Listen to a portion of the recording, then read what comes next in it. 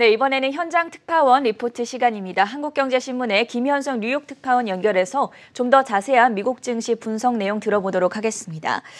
자, 우크라이나 돈바스 지역에서 지금 긴장감이 감돌고 있는 가운데 바이든 대통령이 국가안보회의 NSC를 소집한다고 밝혔습니다. 오히려 러시아가 침공할 수 있는 명분을 만들고 있다 이런 이야기도 나오는데 현지에서는 어떻게 반응하고 있습니까? 네, 우크라이나 사태가 단기에 끝날 가능성은 점점 낮아지고 대치가 장기화되거나 아니면 정말 전쟁으로 번질 가능성이 커지고 있습니다. 우크라이나 국경에 배치된 러시아군이 약 19만 명으로 추산되고 있는데요. 이 중 3만 명이 벨라루스 쪽 국경에서 벨라루스군과 연합훈련을 하고 있습니다. 벨라루스 쪽 국경에서 우크라이나로 침범을 하면 수도 키예프까지 거리가 90km 정도밖에 안 되기 때문에 그동안 서방에서는 벨라루스에서 철군을 한다면 정말 철군 의사가 있는 것으로 볼 수 있다. 이런 관측이 있었습니다. 그런데 20일 벨라루스 국방부가 러시아와의 합동훈련을 연장한다고 발표를 했습니다. 당초 훈련 기간이 20일까지였는데 서방의 군사활동이 증대되고 또 우크라이나 동부 돈바스 지역 상황이 악화됨에 따라서 훈련을 계속하기로 했다는 겁니다. 연장된 훈련이 언제 끝날지에 대해서는 밝히지 않았는데요. 러시아 측에서는 아직 별다른 언급이 없습니다. 연합훈련의 연장 발표는 우크라이나 동부에서 정부군과 칠러 분리주의 반군 간의 교전이 나흘째 이어지는 가운데 나왔습니다. 지금 반군은 우크라이나 군이 공격을 하고 있다고 주장을 하고 있습니다. 조 바이든 대통령은 러시아가 전쟁 구실을 찾고 있다고 그렇게 밝혀왔는데요. 가장 유력한 게 우크라이나군이 칠러 반군을 공격했다면서 전쟁을 시작하는 겁니다. 이날 블라디미르 푸틴 대통령은 프랑스의 마크롱 대통령과의 통화에서 돈바스 지역에 대한 큰 우려를 표시하면서 긴장 구조의 원인이 우크라이나군의 도발 때문이다 이렇게 밝혔습니다. 이런 가운데 지난 금요일 푸틴 대통령이 전쟁을 결심한 것으로 안다고 밝힌 미국의 조 바이든 대통령은 일요일 아침에도 국가안전보장회 NSC를 소집을 했습니다. 아직까지 특별한 내용이 흘러나온 건 없습니다. 젠 사키 백악관 대통령은 직전에 백악관은 주말 동안에도 계속해서 정기적으로 관련 소식을 업데이트를 받고 있다. 이 정도만 밝혔습니다. 우크라이나를 둘러싼 긴장감이 더 고조되고 있고 여기에 연준의 공격적인 긴축 가능성 사이에서 월가의 고민이 깊어지고 있습니다. 나스닥 지수가 작년 11월 고점 대비 16% 급락을 했고 데드크로스 현상까지 나타나면서 추가 조정에 대한 우려를 키우고 있는데요. 여기에 대해서 월가 대응 전략은 어떻게 좀 살펴보면 좋겠습니까? 네, 월가는 기본적으로 우크라이나 사태에 대해서는 전쟁 가능성 크지 않다 이렇게 보고 있습니다. 경제적으로 따져보면 전쟁은 타산이 맞지 않기 때문입니다. UBS는 지난 18일 보고서에서 기본 시나리오는 여전히 외교적인 노력이 결국은 긴장 완화로 이어지는 것이다 이렇게 밝혔습니다.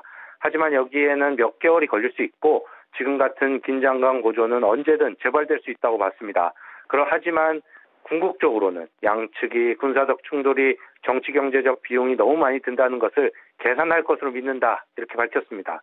UBS는 서방의 더 강력한 제재가 러시아의 경제에 손상을 입히고 러시아 내의 여론도 빠르게 식을 수 있다 이렇게 지적을 했습니다.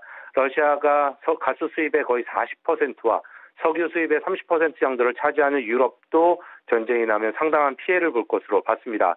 다만 군사적 충동이 일어나지 않아도 에너지 흐름이 완전히 차단될 가능성은 낮다고 UBS는 지적을 했습니다. 하지만 지금 전쟁의 키를 진 사람은 예측이 불가능한 푸틴 대통령입니다. 아카데미 증권의 피터 치르 전략가는 협상을 통한 해결, 그리고 제한된 공격, 또 전면전 공격 이렇게 세 가지 시나리오 가운데 제한된 공격 시나리오의 가능성이 가장 높아 보인다면서 S&P 500 지수는 지난 2월 10일 이후 거의 6% 하락했고 나스닥 100 지수도 7% 이상 내렸다. 또 올라갔던 국채금리도 다시 2월 10일 이전 수준으로 되돌아갔다며 시장은 이렇게 증가된 위험에 대해서 충분한 가격을 책정했다라고 분석을 했습니다. 그는 제한된 침공이 발생하고 서방이 제한된 수준의 제재 조치를 취하면 불확실성이 해소되면서 시장 상황이 개선될 수 있다고 봤습니다. 특히 만약 러시아군이 철수하거나 협상을 통해 사태가 해결이 된다면 상당한 수준의 구원 랠리가 발생할 수도 있다 이렇게 예측을 했습니다.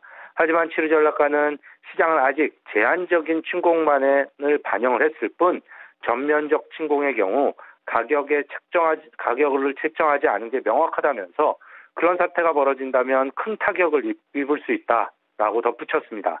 우크라이나 사태는 증시 조정의 하나의 구실일 뿐 주요 원인은 아니다. 이런 시각도 많은데요. 르네상스 매크로의 제프 디그래프 전략가는 시장의 약점이 지정학적일 경우에는 일반적으로 시장의 흐름은 해결되기 때문에 좋은 일이다 이렇게 말했습니다. 크리미아 전쟁이나 어떤 시리아 전쟁 등 수많은 지역 분쟁은 시장에 단기적 영향만을 미쳤다는 거죠. 그는 그러나 지난 2000년 닷컴 버블 당시에 대선 개표의 진연 등 정치적 긴장은 하락의 핑계에 불과했고 실제 하락 이유는 버블이 생겼던 환경이었다라고 지적을 했습니다. 현재 조정은 우크라이나 사태에도 영향을 받았지만 실제로는 미국 중앙은행 페드의 공격적 긴축 전환에 따른 우려 타질 수도 있다는 그런 시각인데요. 이를 감안하면 우크라이나 사태가 해결된다 해도 시장은 지난 몇 년간의 큰 폭의 상승세를 되찾기는 어려워 보입니다. T3Live.com의 스카 레들러 최고 전략가는 러시아 위협이 사라지더라도 페드가 3월부터 금리를 인상하기 시작함에 따라서 시장은 여전히 변동성에 직면할 수 있다. 이렇게 밝혔습니다. 네, 현지 시간 21일 월요일 미국 증시는 대통령의 날을 맞아서 하루 휴장에 들어갑니다. 남은 4거래일 동안 또 투자자들이 주목해 볼 만한 이벤트와 이슈까지 점검해 주시죠.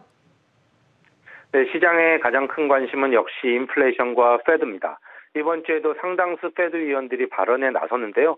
월요일 날 미셸 버먼 이사와 화요일 라파엘 보스틱 애틀란타 연방은행 총재, 목요일에 로레타 메스터 클리블랜드 연방은행 총재, 그리고 메리 데일리 샌프란시스코 연방은행 총재, 그리고 크리스토퍼 월러 이사 등이 발언에 나섭니다. 또 25일 금요일에는 페드가 가장 중요시하는 물가 지표죠. 1월 개인 소비 지출 PCE 물가가 발표가 됩니다. 시장은 PCE 물가가 전월 대비 0.5% 증가하고 전년 대비로는 6%대 증가를 예상하고 있습니다. 크레딧 스위스의 경우 6.2%로 관측을 했습니다. 지난 12월에는 0.4%, 전월 대비 0.4% 증가, 전년 대비인 5.8% 증가였습니다. 더 높아지는 것이죠. 이미 발표된 1월의 CPI, 소비자 물가 지수가 예상보다 높은 7.5%까지 나왔기 때문에 PC 물가도 더 높아질 것이라는 게 대체적인 관측입니다.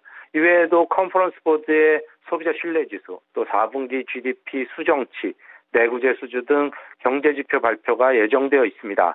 인플레이션과 관련돼서 하나 주목해 볼 만한 이벤트가 있는데요.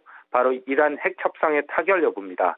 서방과 이란 간의 핵 협상은 거의 마지막 단계로 이달 말까지는 결론이 날 것으로 알려지고 있습니다. 미국의 바이든 행정부는 인플레이션을 잡기 위해서 더 많은 석유 공급이 필요하고 이란은 돈이 필요한 상황이죠. 그래서 지난주 우크라이나발 긴장 고조에도 브렌트유 가격은 배럴당 93달러, 서부 텍사스유 가격은 배럴당 91달러까지 떨어졌습니다. 이와 관련돼서 JP모건은 우크라이나 긴장 완화와 이란 핵협정 타결은 유가를 배럴당 86달러까지 떨어뜨릴 수 있다 이렇게 밝혔습니다. 다만 전쟁이 터져서 러시아산 석유의 공급이 중단이 된다면 이란과의 합의가 있어도 배럴당 120달러까지 오를 수 있다 이렇게 봤습니다. 지금까지 뉴욕에서 김현석 특파원이었습니다.